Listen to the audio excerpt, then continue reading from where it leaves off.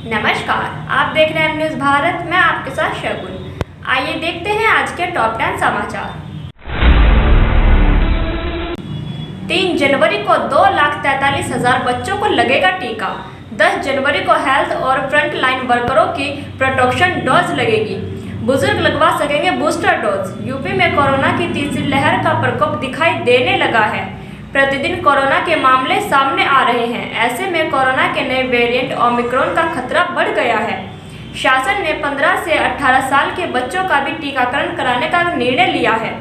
सहारनपुर जिले में 2,43,000 बच्चों को कोरोना का टीका लगाया जाएगा। 3 जनवरी 2022 से टीकाकरण का अभियान चलाया जाएगा। शासन के आदेश जारी होते ही स्वास्थ्य विभाग तैयारियों में जुट गया है। ऑपरेशन ड्यूटी में हुई थी अदला बदली। 3 दिसंबर को दूसरे डॉक्टर ने ऑपरेशन करने से कर दिया था मना। सहारनपुर के जिला अस्पताल में 27 लोगों के आंखों के ऑपरेशन के मामले में नए नए तथ्य सामने आ रहे हैं। आंखें खराब होने के मामले सबसे ज्यादा 2 और 3 दिसंबर के हैं। 2 दिसंबर को ऑपरेशन के लिए एक सर्जन का टर्न था, वहीं 3 दिसंबर को दूसरे सर्जन का, लेकिन दूसरे सर्जन ने अपने निजी कारणों के कारण ऑपरेशन करने से मना कर दिया था, जिसके बाद पहले सर्जन को ऑपरेशन करना पड़ा था। 2 और 3 दिसंबर को एक आई सर्जन ने मोतियाबिंद के 27 ऑपरेशन कर लेंस लगाए थे। अलग अलग मोहल्लों और ज्यादातर गांव के मरीज ऑपरेशन कराने के बाद अपने अपने घर चले गए थे। कुछ दिन बाद एक आंख से नहीं दिखाई देने की शिकायतें मिलनी शुरू हो गई थी। परिजन मरीजों को लेकर जिला अस्पताल पहुंच रहे थे और चिकित्सक दवा देकर उन्हें वापस भेज देते थे। मामला हिंदू संगठन के लोगों के द्वारा ज्ञापन देने पर प्रकाश में आया। ढमोला नदी में उतराता मिला सफाई कर्मचारी का शव। देवबंद तहसील में चतुर्थ कर्मचारी था व्यक्ति। परिजनों ने 23 दिसंबर को कराई थी गुमशुदगी दर्ज। सहारनपुर के थाना कोतवाली जनकपुरी क्षेत्र की जेल चुंगी स्थित ढमोला नदी में एक व्यक्ति का शव उतराता मिला।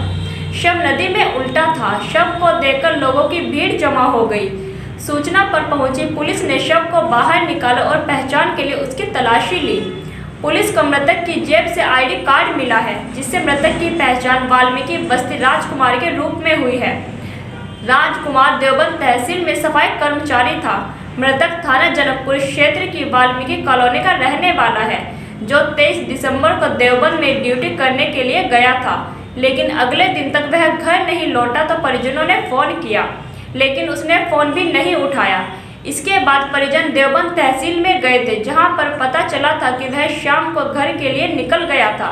परिजनों ने अनहोनी की आशंका के चलते थाना देवबंद में गुमशुदगी की रिपोर्ट दर्ज कराई थी, जिसके 8 दिन बाद घर के पास ही ढमोला नदी में राजकुमार का शव उतराता मिला है। भट्टा मजदूर पति पत्नी को मारी गोली। साइकिल से भट्टे पर मजदूरी करने जा रहे थे दोनों, पीछे से अज्ञात बदमाशों ने गोली मारी। सहारनपुर के थाना देवबंद के गांव हुलासगंज में अज्ञात बदमाशों ने भट्टा मजदूर पति पत्नी को गोली मार दी। सूचना पर पुलिस भी पहुंच गई। पुलिस दोनों को जिला अस्पताल लेकर आ गए, जहां से चिकित्सक ने हायर सेंटर रेफर कर दिया। जिला अस्पताल में डीएम एसपी देहात भी पहुंचे और जानकारी ली। घटना सुबह करीब 7 बजे की बताई जा रही है। देवबंद के ग्राम हुलासगंज के रकम पुत्र इंदर व अपनी पत्नी मीनू के साथ साइकिल से गांव के ही पास स्थित भट्टे पर काम करने जा रहे थे। गांव से कुछ दूर निकलने पर अचानक पीछे से गोली चली और दोनों पति पत्नी को छूते हुए निकल गई, जिससे दोनों पति पत्नी साइकिल से नीचे गिर पड़े। गोली की आवाज़ सुनकर लोग मौके पर पहुंचे और एम्बुलेंस और पुलिस को सूचना दी। सूचना पर पहुंची पुलिस ने एम्बुलेंस के माध्यम से उन्हें जिला अस्पताल में भर्ती कराया। कश्मीर में 3 और आतंकी ढेर। सेना ने 24 घंटे में 9 को उतारा मौत के घाट। 1 जवान शहीद और 10 जख्मी। सेना ने श्रीनगर के पंथा चौक में हुई एक और मुठभेड़ में 3 आतंकियों को मार गिराया। 24 घंटे में 3 मुठभेड़ों में जवानों ने 9 आतंकियों को ढेर किया। सुरक्षा बलों ने श्रीनगर के पंथा चौक में हुई एक और मुठभेड़ में 3 आतंकियों को मार गिराया। इस तरह से बीते 24 घंटे में 3 मुठभेड़ों में कश्मीर टाइगर्स फोर्स के स्वयंभू चीफ कमांडर अल्ताफ और 2 पाकिस्तानी आतंकियों सहित कुल 9 आतंकी कश्मीर में मारे गए। आतंकियों से लोहा लेते एक जवान भी शहीद हुआ है, जबकि 10 सुरक्षाकर्मी घायल हो गए। 3 में से 2 मुठभेड़ बीती रात कुलगाम और अनंतनाग में हुई थी, जबकि तीसरी मुठभेड़ गुरुवार रात श्रीनगर के पंथा चौक में हुई। पीयूष जैन के बाद अब पुष्पराज जैन पर एक्शन। समाजवादी इत्र लॉन्च करने वाले सपा एमएलसी के घर आईटी की रेड। उत्तर प्रदेश के इत्र कारोबारी पीयूष जैन पर शिकंजा कसने के बाद अब इनकम टैक्स की टीम ने सपा एमएलसी पुष्पराज जैन के घर पर छापेमारी की है। उत्तर प्रदेश के कन्नौज में पुष्पराज जैन के घर और फैक्ट्री में छापेमारी हो रही है। इतना ही नहीं, हाथरस स्थित उनके इत्र फैक्ट्री में भी छापेमारी की जा रही है। सूत्रों के मुताबिक इनकम टैक्स की मुंबई यूनिट के इस सर्च ऑपरेशन को अंजाम दिया है। फिलहाल टीम के सदस्य फैक्ट्री और घर में मौजूद हैं। पुष्पराज जैन का घर सदर कोतवाली क्षेत्र के छिपट्टी में है। इसके अलावा डीजीआई की टीम कन्नौज में ही इत्र कारोबारी मलिक मियां के घर छापेमारी कर रही है। कुल मिलाकर यूपी में कन्नौज, नोएडा और कानपुर समेत करीब 50 जगहों पर छापेमारी जारी है। यूपी में मेयर और पार्षदों को मानदेय भत्ता देने की तैयारी, योगी सरकार जल्द कराएगी मुहर। उत्तर प्रदेश में होने वाले विधानसभा चुनाव से पहले योगी सरकार अब स्थानीय निकाय के प्रतिनिधियों को बड़ी सौगात देने की तैयारी में है। सरकार विधानसभा चुनाव का ऐलान होने से पहले नगर निगमों के मेयर को 25,000, पालिका परिषद व नगर पंचायतों के अध्यक्षों को 20,000 प्रतिमाह मानदेय दे सकती है। योगी सरकार स्थानीय निकायों के जनप्रतिनिधियों को यह सौगात देने वाली पहली सरकार होगी।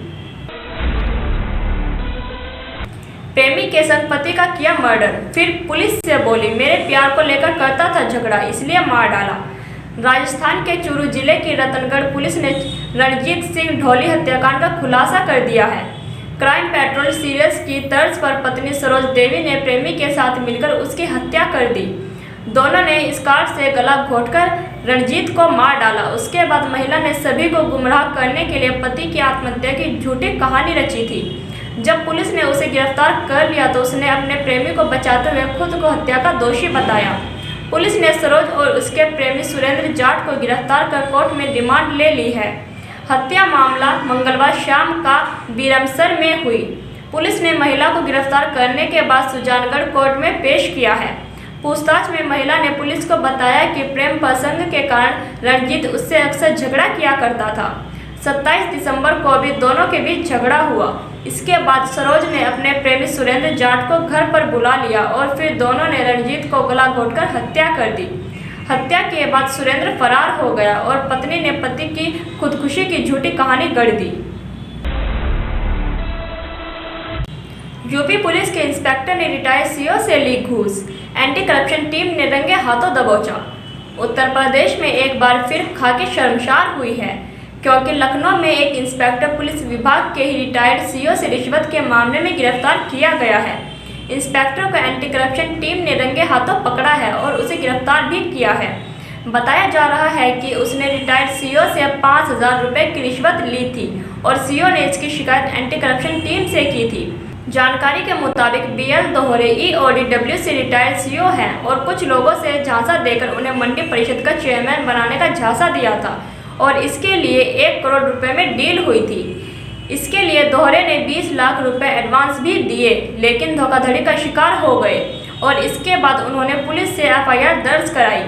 वहीं लखनऊ के बिजनौर थाने में तैनात इंस्पेक्टर राधेश्याम यादव ने इसी मामले की जांच में धारा बढ़ाने के लिए उनसे रिश्वत की मांग की, जबकि दोहरे स्वयं पुलिस विभाग में अफसर रह चुके हैं। इसकी शिकायत दोहरे ने एंटी करप्शन से की और गुरुवार शाम को 5,000 रुपये देने के लिए पहुंचे और रिश्वत का पैसा लेते टीम ने उन्हें गिरफ्तार कर लिया। एक हाथ से हिलाई जा सकती है ये 132 टन की चट्टान, कमजोर से कमजोर आदमी भी कर सकता है यह चमत्कार। ये दुनिया अजीबोगरीब चीज़ों का भंडार है। यहाँ आपको कई अद्भुत और अनोखी चीज़ें नजर आ जाएंगी, मगर उन विचित्र चीज़ों के राज का जवाब हर किसी के पास नहीं होगा। आज हम आपको एक ऐसी ही विचित्र चीज़ के बारे में बताने जा रहे हैं जो अपने में ही एक अनोखी है। फ्रांस में एक विशाल पत्थर है जो कई हाथियों के वजन से भी ज़्यादा भारी है, मगर इस चट्टान को आसानी से कोई भी इंसान हिला सकता है। उत्तर पूर्वी फ्रांस के ह्यूएल गोट जंगल में ग्रेनाइट से बनी एक बेहद फेमस चट्टान है जिसका नाम ट्रेबलिंग स्टोन है। यूं तो ये चट्टान किसी भी इंसान के वजन से सैकड़ों गुना ज्यादा भारी है, मगर एक कमजोर सा दिखने वाला आदमी भी इसे हिला सकता है। शर्त बस इतनी है कि इसे सही जगह से हिलाया जाए। यूं तो ये लोगों को चमत्कार लग सकता है, मगर ये पूरी तरह से विज्ञान पर आधारित है। आपको बता दें कि लोगन स्टोन के नाम से भी फेमस इस चट्टान का वजन 132 टन यानी लाखों किलो है। जिस जंगल में यह पाया जाता है वहाँ कई बड़ी चट्टानें और बोल्डर मौजूद हैं, मगर ट्रेबलिंग रॉक की अपनी अलग ही पहचान है। यह चट्टान एक सपाट पत्थर पर इस तरह से टिकी हुई है कि इसका एक कोर स्थिर नहीं है, इसलिए उस एक कोने को छूने से पत्थर ऊपर नीचे झूलने लगता है। ऐसी ही ब्रेकिंग न्यूज़ देखने के लिए बने रहिए एम न्यूज़ भारत के साथ।